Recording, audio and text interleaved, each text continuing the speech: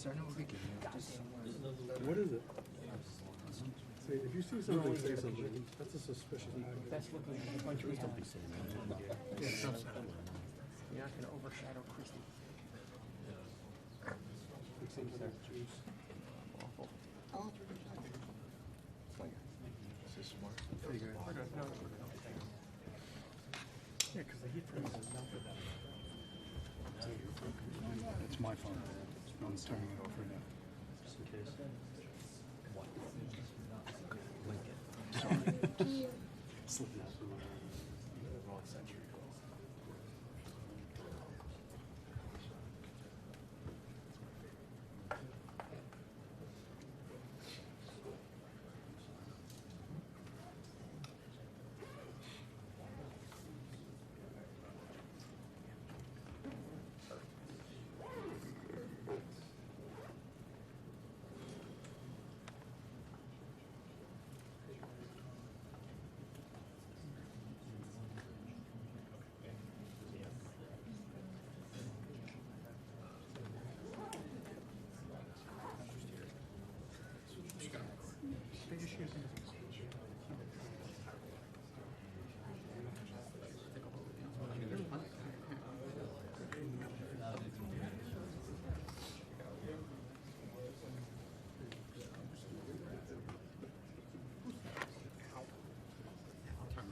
Too broken to embed video anyway.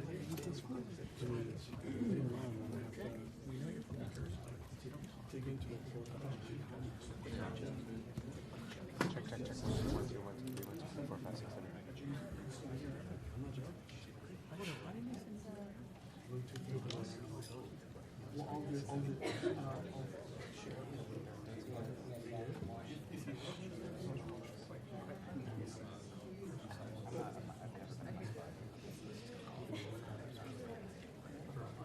Right.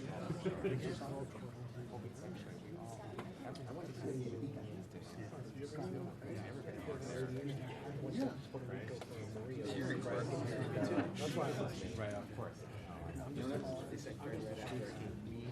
I don't even guys work in Florida. We started in Puerto Rico. Oh, yeah? It's like a home shop right now. We went from Puerto Rico to Florida. Yeah. And then we came home. We went to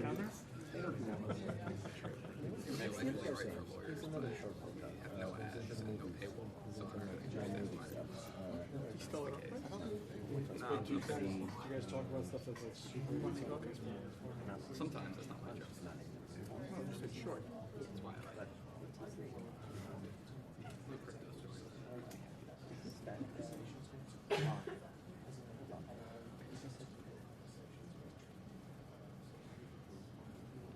What's doing for Jack?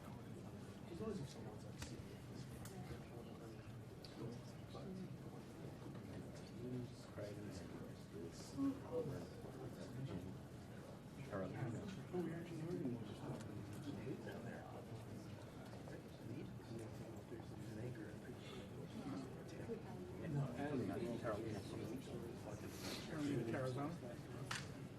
Post, yeah. Yeah, she was like an anchor reporter, I think, for an online or was.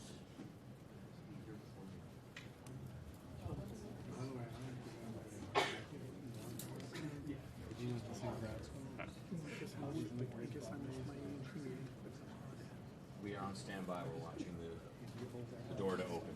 It should be anyone.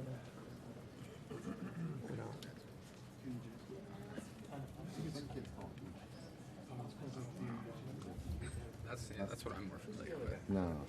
Is that what they call it? That's what they call it. That's what I hear. Yeah. Oh, you go to New York?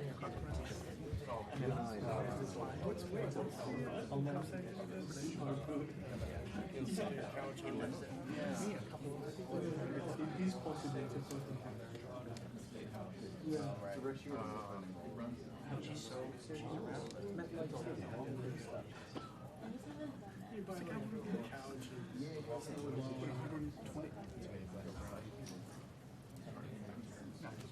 I just don't want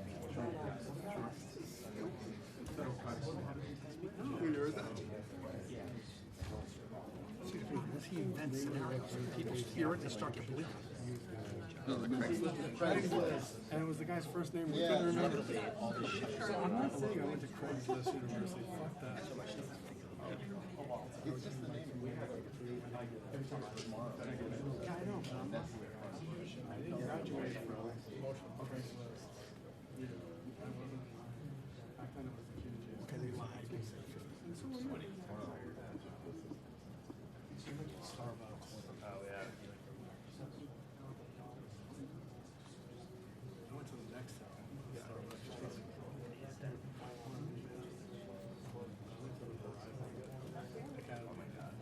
It worked out. No, I don't think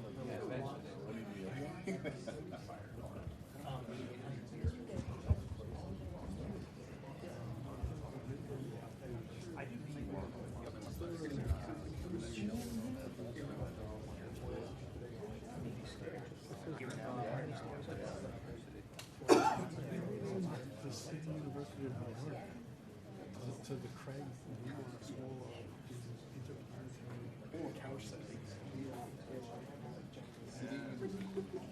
Graduate School of Journalism. That's where I graduated. That's where you graduated. That's right. Yeah. I gotta make sure it's because I can't fit into it anymore.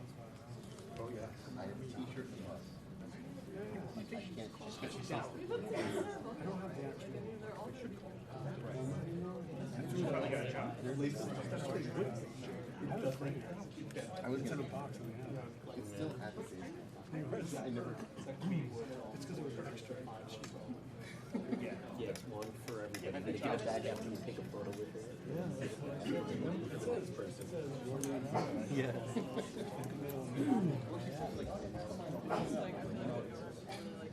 Mine's on actual shit.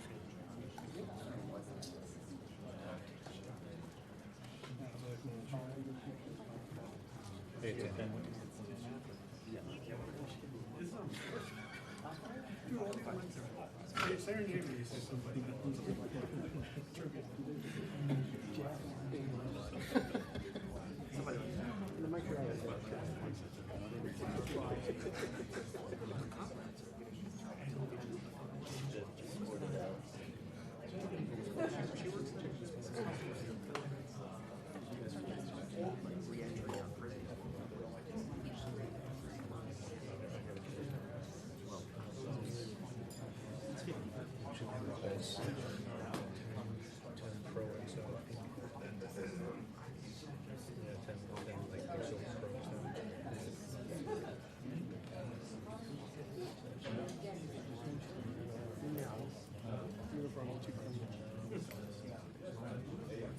Maybe it took him out of the closet 2 minutes ago.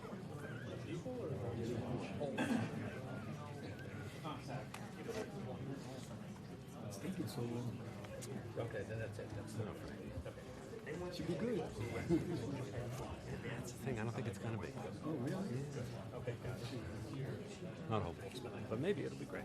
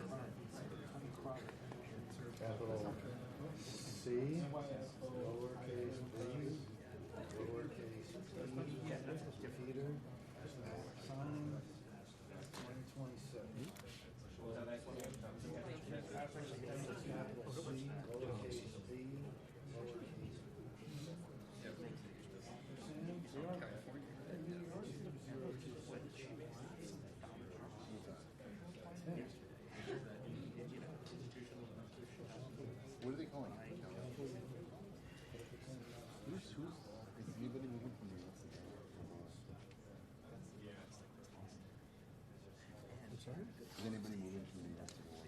Yeah, certainly. Nobody in my world. Nobody who also take out the garbage. They're not savvy. And what did I say?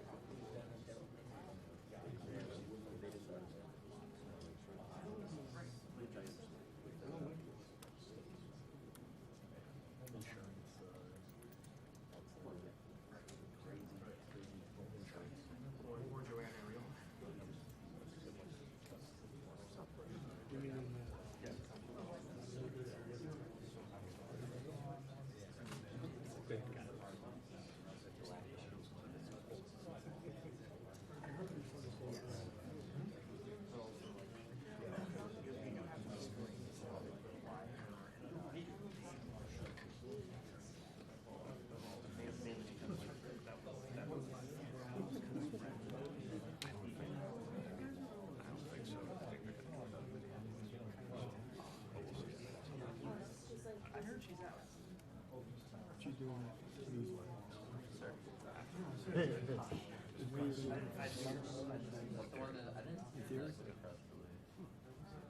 The one that just went out.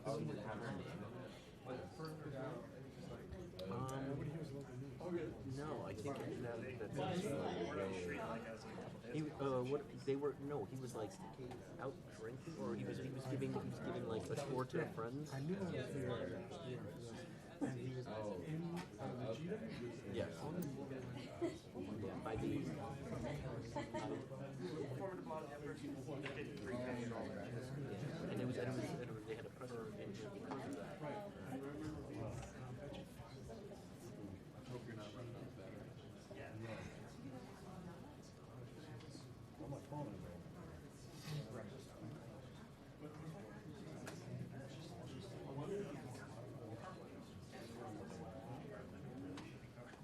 I'll send you good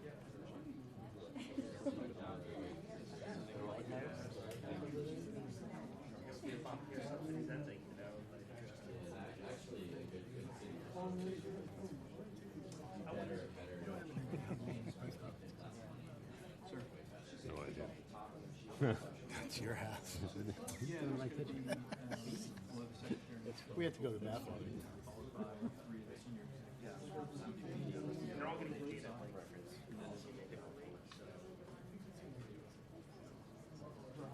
That's the worst part about this. I mean, listen, I understand why you do it. Like, you're, you know, my information, my wife covering the fires. You never know, Frank. It could be up to most discussion, needs histories, aspiration, policies, answering flash fires, forthcoming action. I'm glad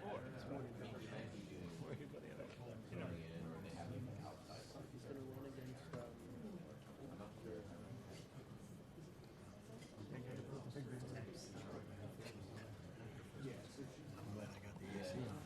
ABC just asked me if I can give up my power. That's why we swapped the battery. No, I'm not doing it either. But if this one figured out camera and he doesn't have a goal mount. The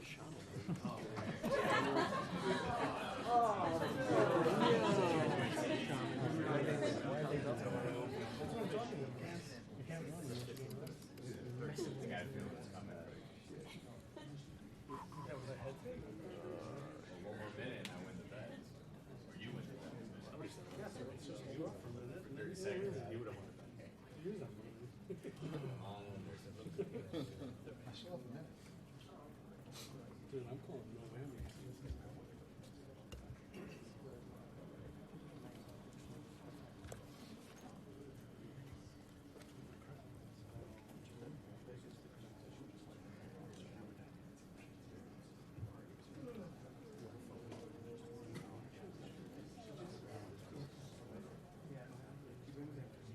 I sent them to Chile. I went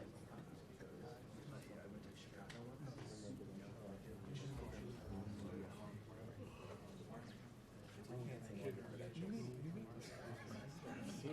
I got one shut up.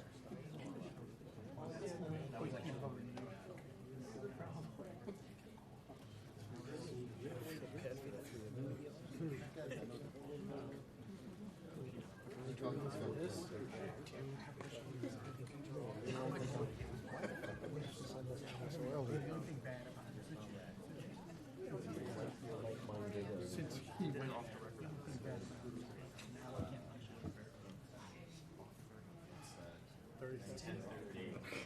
Thank you.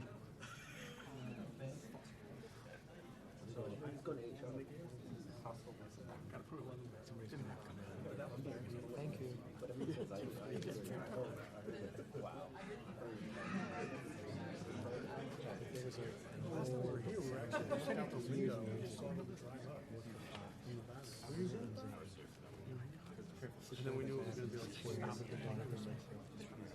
people get to ask questions. Thank you. Because I don't know. They said that there's only cut them off. And then they say, okay, and they walk out.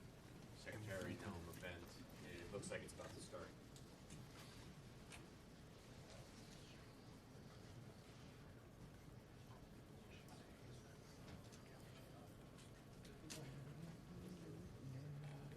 The door is open. A few people walked into the room, but Secretary Noem. All right, guys, I gotta tell people. Tell them what it smells like. Somebody got one. Play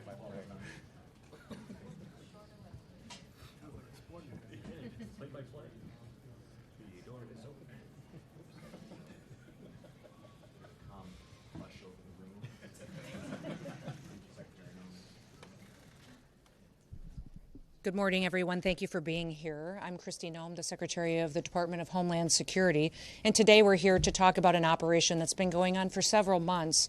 In fact, after an incident happened here in New York City that brought us to a point where we recognized that we had to work together in order to bring illegal criminal aliens to justice. Nearly 6 months ago, 2 criminal illegal aliens attacked an off-duty Customs and Border Protection agent and his friend while they were sitting on a rock in a park after hours enjoying the evening together. These 2 criminals came and attempted to rob them, and it ended up where they bravely fought back. This officer defended himself and his friend, but not before being shot in the face and in the arm by one of these criminals. Immediately after, the men and women of the Homeland Security investigations worked with NYPD, leading to the arrest of that gunman in just 2 hours. Within 28 hours, the second assailant was arrested as well, and those individuals have been brought to justice. But those individuals would have never been in this country if they hadn't been allowed in by the Biden administration when they ignored our federal laws and allowed them to come in illegally. Now, the officer that was injured doesn't seek public attention. He wishes to remain anonymous, but he had a distinguished career and a legacy of service and continues to do so. But his life was forever altered by this heinous crime. His attackers never should have been in this country, and they've been protected and were protected up until that point by sanctuary city policies. In fact, they had long criminal rap sheets and were released by the Biden administration and continued to be released by leaders in this city to perpetuate crimes against the citizens that live here. During our investigation, we learned that these scumbags were affiliated with the transnational criminal organization, the notorious Trinitaris gang in New York. We began to target every single last person that is affiliated with them and recognized that they needed to be brought to justice. The American people deserve dignity, they deserve justice, and we deliver both. So we launched Operation Salvo here in New York City. Operation Salvo was a cooperation of the resources of CBP, HSI, ERO, and also the federal prosecutors from the Southern District of New York. The New York County District Attorney's Office also participated in this operation. We've arrested 54 individuals as a part of Operation Salvo since its inception just a few months ago. Those arrested are violent transnational gang members and affiliates associated with Trinitarios who are responsible for weapons trafficking, for human smuggling, for narcotics distribution, and for armed robberies. They had perpetuated previous violent attacks across the city of New York City. We have already removed not only Many of these individuals that we have arrested, but over 60% of them have been returned back to their home countries to face justice for their crimes there as well. These arrests and these removals represent a significant blow to the criminal network that has been terrorizing communities right here in New York City and throughout the United States. And that's our message to this administration, to this city, to the state, and to the United States, is that President Trump and his law enforcement officers that are entrusted to protect the American people will every day continue to keep America safe. Operation Salvo is just the beginning of a broader and a much more sustained effort to go after not only transnational criminal organizations and networks, but also illegal criminal aliens throughout the country. We are on offense. The Trump administration is using every single tool that we have to protect the American people. Sanctuary policies, whether they're here in New York City, whether they're in California, Illinois, or Minneapolis, if you are a criminal illegal alien, we are coming to get you. We will arrest you. We will bring justice, and we will also bring safety to the American people. We are warning anyone, if you think you can harm an individual, a citizen of the United States, or a law enforcement officer, we will find you and bring you to justice. If you lay a finger on one of our officers, we will catch you, we will prosecute you, and you will feel the full extent of the law. In every single thing the Trump administration does, we put the American people first. Operation Salvo has proven that by taking 54 dangerous individuals off of our streets and protecting the people who live here in this city. Now, also, thanks to President Trump, we have 2.6 million people who have left our country who shouldn't have been here in the first place. They were here illegally, and over 650,000 of them were arrested, detained, and deported back to their home countries. 2 million of them left voluntarily.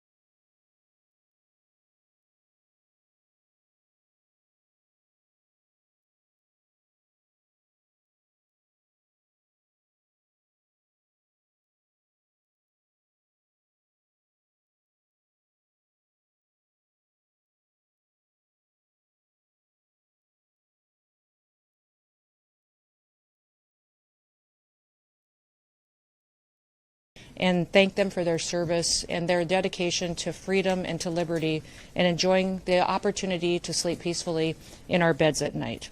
Now, I'm pleased that I get to introduce several other speakers that will come up and share information on this operation with you. The first one is going to be Director Frank Russo will address and talk about some of the specifics of this operation.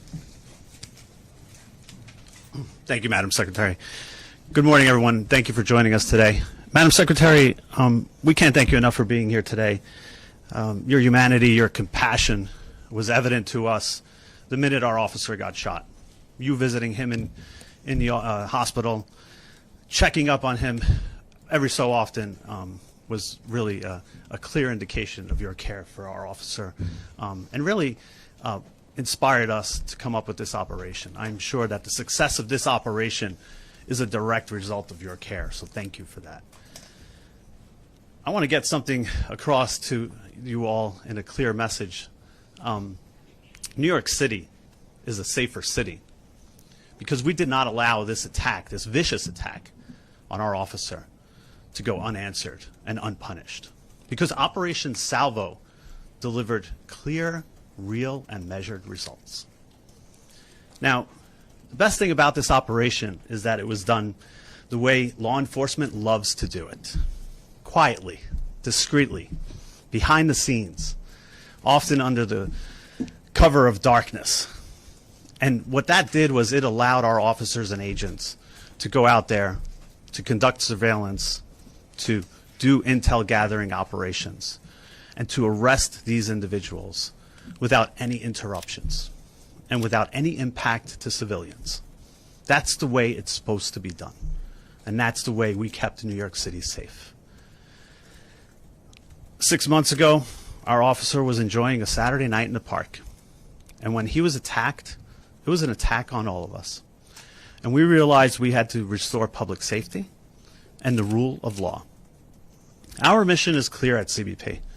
Our mission is to protect the homeland, safeguard the borders, and endure economic prosperity.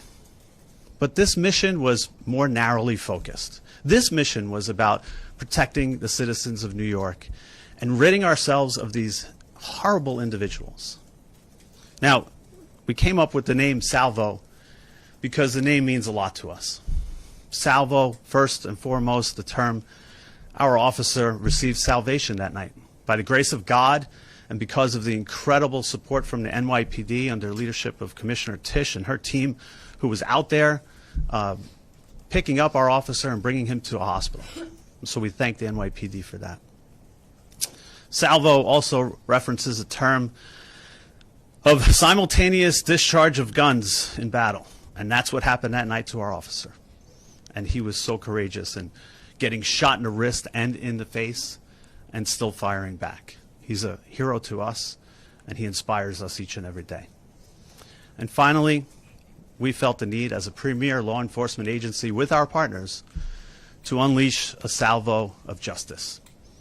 And so by using intel-driven operations, data-driven targeting capabilities that are second to none, we went after individuals who are illegally here and many who have criminal records. It was an incredible operation done by working with our partners, realizing that these individuals were affiliated to the Trinitarios gang. And when we realized that, then we did what CBP and our partners do best. Get at the root cause of the problem. Go after these transnational criminal organizations by getting at their networks. And each and every day we would pick off one or two. And with our partners, with ICE, with ERO, with HSI, we used our mapping techniques, looking at individuals with criminal records, arrest warrants, removal orders, and again, picking them off one by one. We could not have done it without them, and it was an amazing success. We looked at businesses, residences, and community hubs that were harboring these individuals. The results speak for themselves. More than 50 arrests as a result of our efforts, all because of the partnership and the work that we did together. It was truly remarkable, and a sign that we will not sit on the sidelines. We will always be there to protect this city.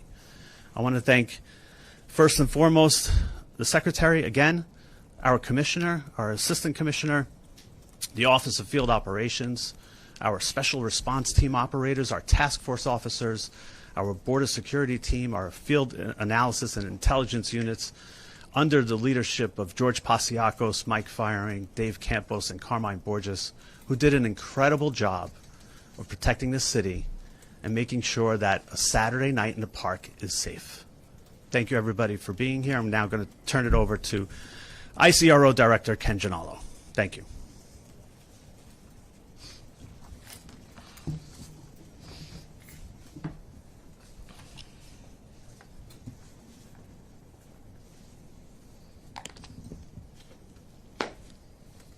Morning, everyone. How you doing? My name's Ken Genallo.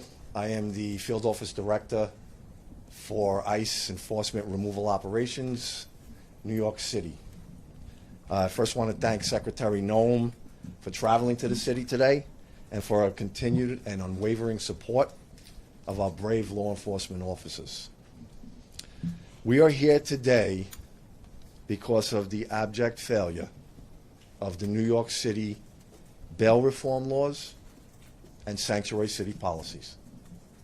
The tragic shooting of this heroic CBP officer was entirely preventable and is a direct result of those policies.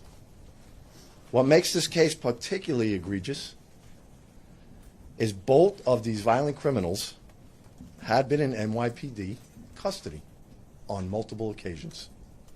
However, due to these sanctuary city policies and the politicians that prioritize politics over public safety, these criminal illegal aliens were repeatedly released onto New York City's streets to harm this brave officer.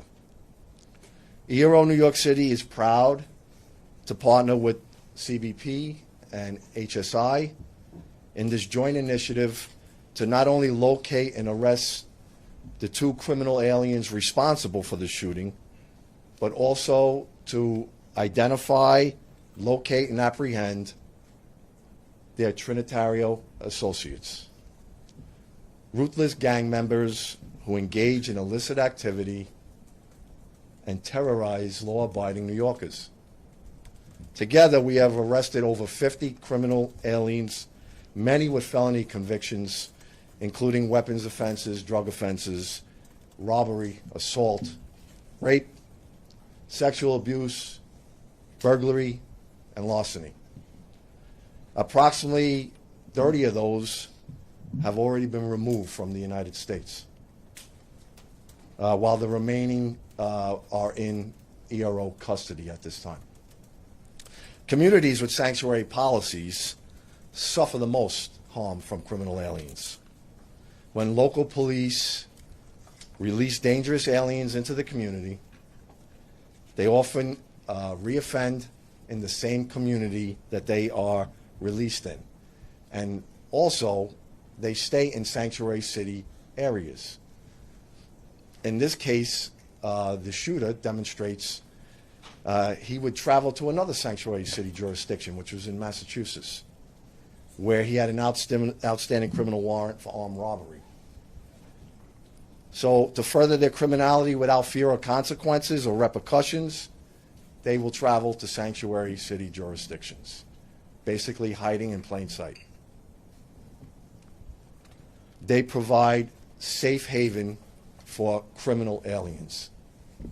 The lack of cooperation is unprecedented across the law enforcement spectrum, and rather than the city's stated purpose to protect the immigrants in New York and the citizens of New York City, these misguided policies allow criminals to roam freely in our city, in our country, subjecting New Yorkers and all Americans to unnecessary harm, which includes an off-duty CBP officer just trying to enjoy his Saturday evening in our great city. ICE will continue to uphold the mission to protect the city's residents by holding alien offenders accountable. New Yorkers should not have to worry about violent criminals roaming their neighborhoods because the local systems failed them. We always stand ready to work with our local law enforcement partners without condition and sincerely look forward to reestablishing mutually beneficial path forward for the safety of all New Yorkers to ensure preventable tragedies like this never have to occur again. Thank you. I will now introduce you to the Special Agent in Charge for Homeland Security Investigations for New York, Mr. Ricky Patel.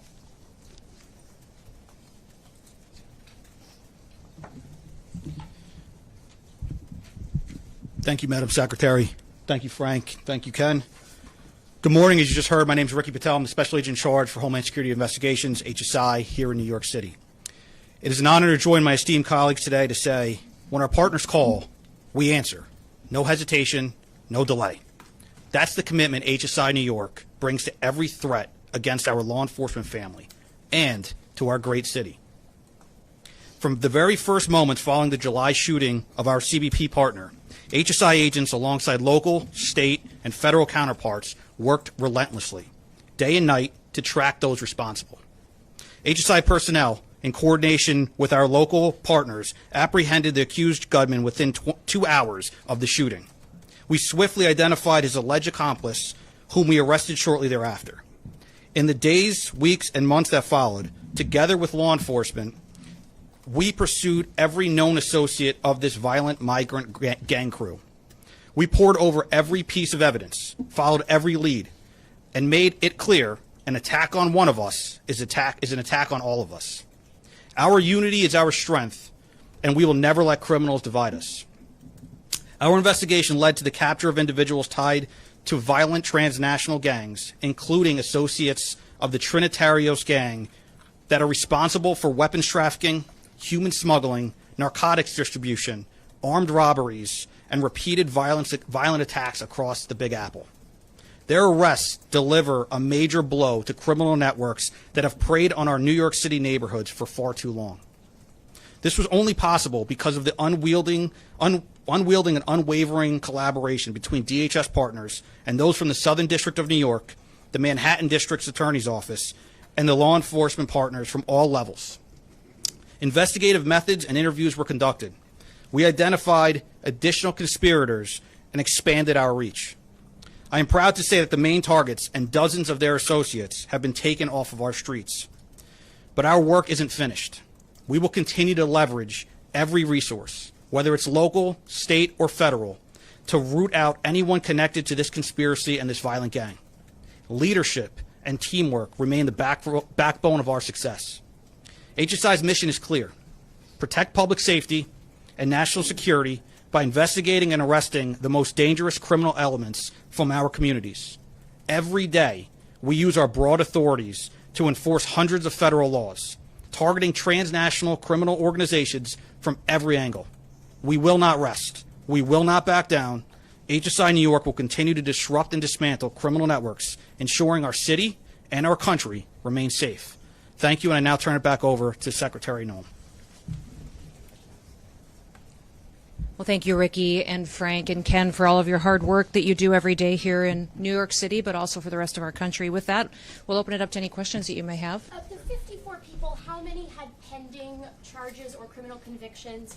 And I'm wondering, ICE's own data in New York City shows that over the last year, between January and October, 70% of the arrests that ICE did in New York City had no criminal convictions or pending charges. Should New Yorkers expect that trend to change? That's higher than the nationwide average. If you look across the nationwide average, we have 70% of the individuals that we've arrested and detained have criminal convictions or charges against them, So in either New York in this City, country 70% or other. have no criminal charges or pending cases. So should that trend continue? We're continuing to do our work to bring those criminal illegal aliens to justice. And ICE will continue to get up every day and do what they can to protect New York City.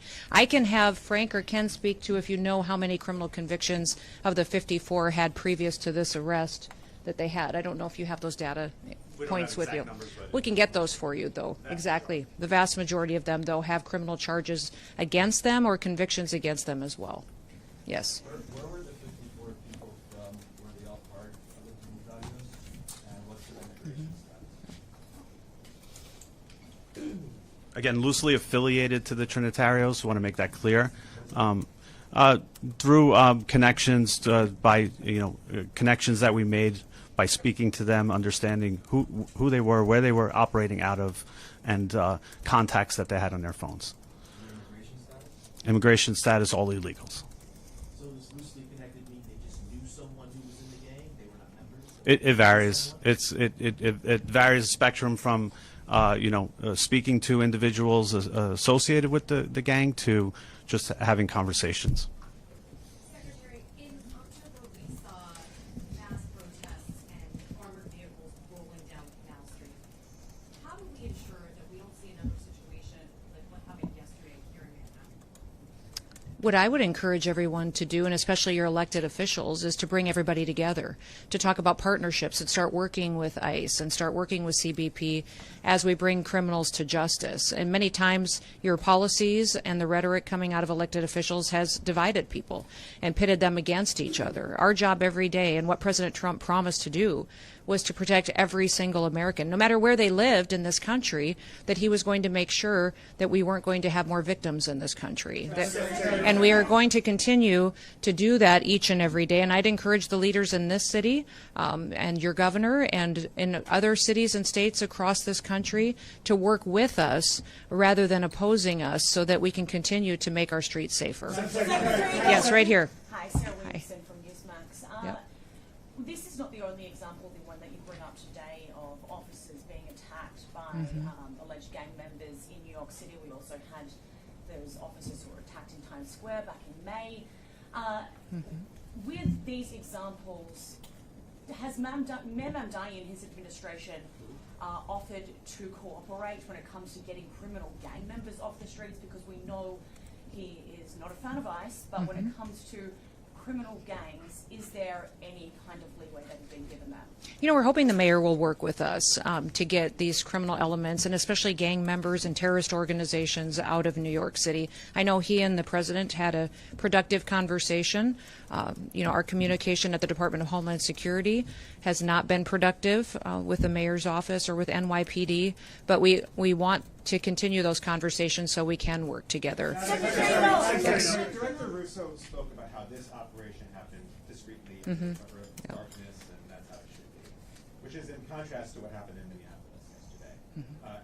You said What do you mean in contrast to what happened in?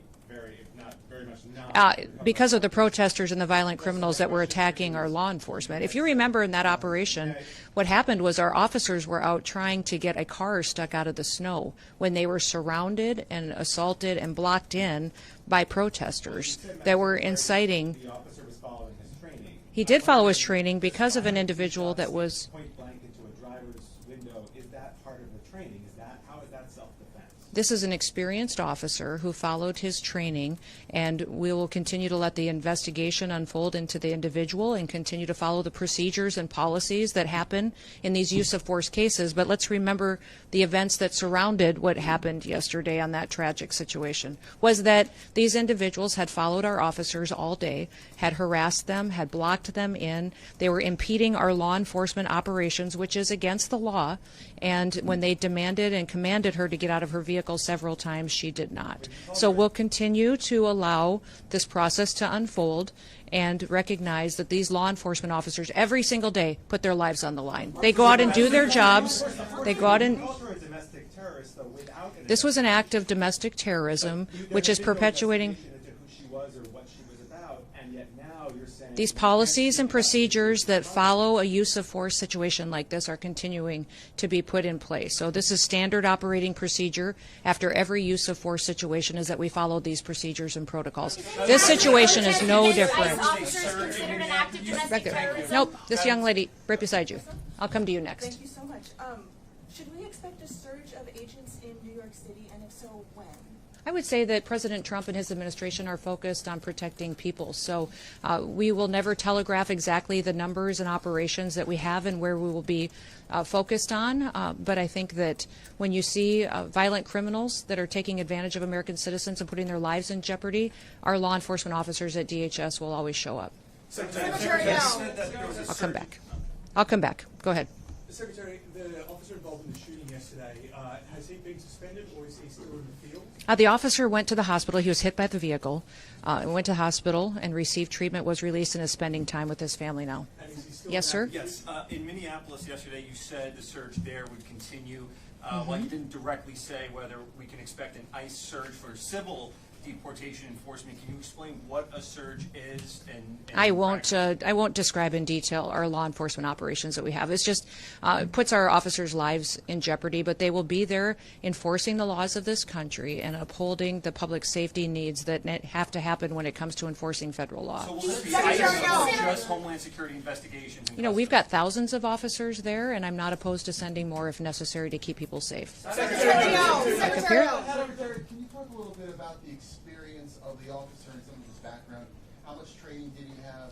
How much training in these types of situations did he have, even if it's from the region? Yeah, I'm not going to get specific to this officer, but he's an experienced officer that has served a number of years, and we recognize that he acted according to his training, and we have expect that all the policies and procedures of review will be exactly that he acted appropriately to protect his life and the life of his colleagues and fellow law enforcement officers that were there and people that were surrounding. Secretary, no. Yes. I'd like to get your reaction on some of the rhetoric here in New York City. Mayor Mamdani responded to the shooting yesterday saying that this is only the latest horror in a year full of cruelty. He called it an attack on us all, and that New York stands with immigrants today and every day. Also, council members last night at the protest called this fascism. The New York City's public advocate, Jumaane Williams, said that your administration is, quote, doing the devil's work, and he asked New York City to stand up and show up, quote, it's going to be difficult and there are going to be casualties. And the last comment that was made last night at the protest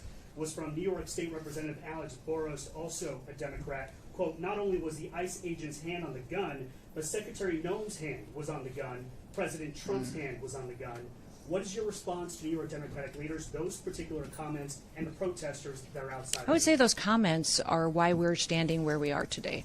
That kind of language and that kind of provocative talk, inciting people to take action and perpetuate violence in some cases, is unacceptable, and especially of elected leaders. We have a responsibility to state the facts, to go out and enforce the law. Your mayor just said in that statement that he was going to stand with illegal people who have broken our law before he's going to put New York City citizens first. His job and why he was elected was to protect the people who live here, that had the opportunity to vote for him and have the opportunity to live in this city. They pay their taxes, they go to work every day, and instead the mayor in that statement chose to stand with illegals instead of those individuals who just want the chance to raise their families in New York City and have a part of the American dream. Madam Secretary, yes. a few minutes ago, the head of Minnesota State Investigations Agency said that they have been cut out of the investigation into the fatal shooting in Minneapolis. Can you explain that reversal? I'd like to know where they've been and why they're not out on the streets investigating all of these people that are harassing and inciting violence on law enforcement officers right now. They're allowing the situation to be volatile. They're not doing their work. They haven't for years, and maybe they should get to work a little bit on the unprecedented fraud that we've seen in Minnesota and in Minneapolis by people that stole from American citizens and diverted funds away from vulnerable people and programs and services that they needed and put it into their own pockets. Minnesota is a train wreck. It is corrupt, and it was under the leadership of Governor Walz and this mayor that they allowed it to happen, and they let criminals and illegals and people abuse programs and steal the money, and now they're allowing violence to go forward on the streets as well. Does this also apply to the Minneapolis Police Department, the county sheriffs, the federal authorities at this point? They don't want. I won't put a blanket statement out like those other individuals will. What I would say is I welcome them to come and help us. Come help us make sure that the streets are safe, that laws are enforced, and that we can do the right thing to make sure that American citizens come first. Yes, sir. They have not been cut out. They don't have any jurisdiction in this investigation. Yes, go ahead. I'm going to speak to this individual right here. Yes. How do you respond to Americans who have been listening to your comments that this was an act of domestic terrorism, that the officer was hit? Anytime you take something, it is in direct contradiction to what they are seeing and watching in the multiple angles that have been released. What I would, this vehicle was used to hit this officer. It was used as a weapon, and the officer feels as though his life was in jeopardy. It was used to perpetuate a violent act that this officer took action to protect himself and to protect his fellow law enforcement officers. So we'll let this continue to go forward and follow the same policies and procedures that every use of force situation does. But we've had almost over 100 times that these vehicles have been used to ram law enforcement officers and to do damage and to harm them. When you take an action and use a weapon to harm someone and to incite violence against them and try to cause them injury or death, then it needs to be labeled exactly what it was. Do you believe the use of force in this instance was commensurate with the actions of that vehicle in the driveway? I would say that when these individuals use their vehicles to try to ram our law enforcement and put their lives in jeopardy, that law enforcement officer has to make a decision to protect his life and the individuals around him as well. Yes. What did you make of Tom Homan's comment yesterday that we should wait for an investigation before determining, as you have, that in this incident it was self-defense and that he felt that his life was in danger? You know, I didn't see those comments, but from what I understand, he also put out a statement later as well. So I'll let Tom speak to that. But all of us are on the same page in the fact that this law enforcement officer followed his training and that he defended and acted in defense of his life and those around him. Secretary Noem, Yes. hi. Darla Miles, ABC 7 New York. Two quick questions. First, you said these protesters had been following the ICE agents. Do you have a little bit more of a timeline and can share with us some of those other initial encounters prior to the fatal shooting? And then secondly, can you speak to the closure of the ICE office at Rikers by Mayor Mamdani? There will be more details coming out as this goes forward in the coming days. And I'll I'll talk more about that closure in the future. Is there Yep. anything else? So can you say if there was how many times that if they had been threatened, like how many other times they? It had been ongoing throughout the day. Okay. Yes. Thank you, Madam Secretary.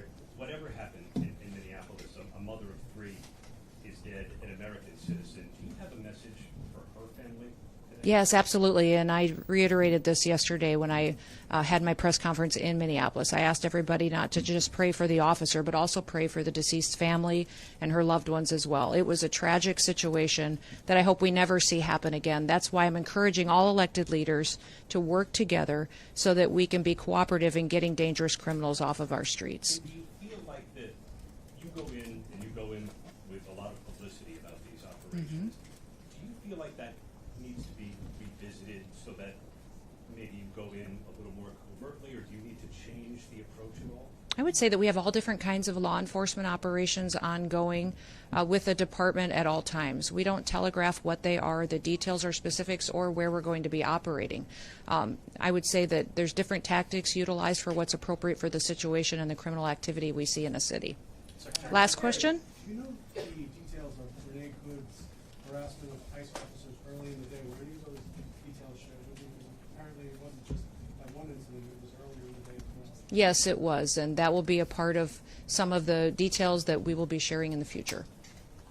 Thank you. Thank you all for being here, and I appreciate you focusing on this operation and the 54 criminals that we have gotten off the streets because of the work of this team behind me. We thank all of them for their service and recognize that, again, I'll remind you, tomorrow is Law Enforcement Day. Please take the time to thank a law enforcement officer who's out there keeping us and our family safe. Have a wonderful day. Thank you.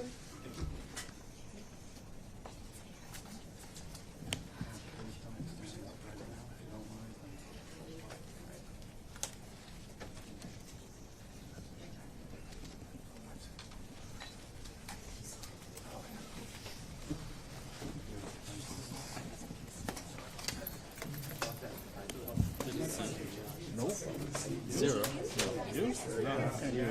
Well, I wasn't even supposed to sunlight. It was for telling me to sunlight. Right in the middle. DHS might follow with what we have no idea. I know DHS has a social media package that they're going to be putting out, so make sure you're following their accounts. Look out for their